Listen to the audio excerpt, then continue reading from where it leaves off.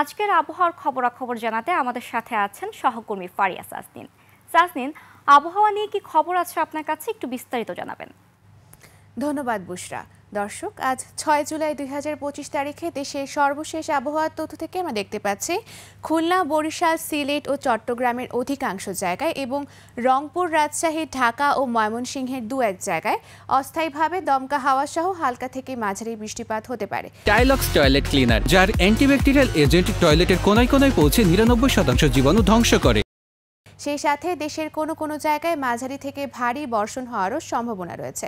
বর্তমানে মৌসুমি বায়ুর অক্ষের বর্ধিতাংশ রাজস্থান, হরিয়ানা, বিহার, গাঙ্গেয় পশ্চিমবঙ্গ ও বাংলাদেশের দক্ষিণাঞ্চল হয়ে আসাম পর্যন্ত বিস্তৃত রয়েছে, যা বাংলাদেশের উপর মোটামুটি সক্রিয় এবং উত্তর বঙ্গোপসাগরে প্রবল অবস্থায় রয়েছে।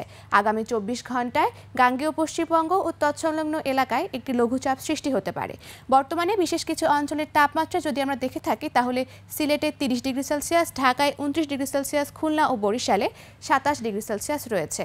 গতকাল সর্বনিম্ন তাপমাত্রা রেকর্ড করা হয়েছে টাঙ্গাইলে, যা 23.5 ডিগ্রি সেলসিয়াস, এবং গত 24 ঘন্টায় ঢাকার সর্বোচ্চ তাপমাত্রা ছিল 33.4 ডিগ্রি সেলসিয়াস এবং সর্বনিম্ন তাপমাত্রা 26.9 ডিগ্রি সেলসিয়াস। সেই সাথে আজ সারা দেশের দিন ও রাতের তাপমাত্রা প্রায় অপরিবর্তিত থাকতে পারে এবং আজ সকাল 6টা অনুযায়ী ঢাকার বাতাসের আপেক্ষিক আর্দ্রতা নির্ণয় করা হয়েছে 92%।